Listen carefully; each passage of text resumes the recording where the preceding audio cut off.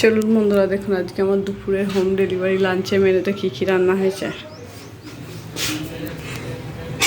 তুমি আছে এখানে ভাত, এখানে হচ্ছে ডিমের ঝোল।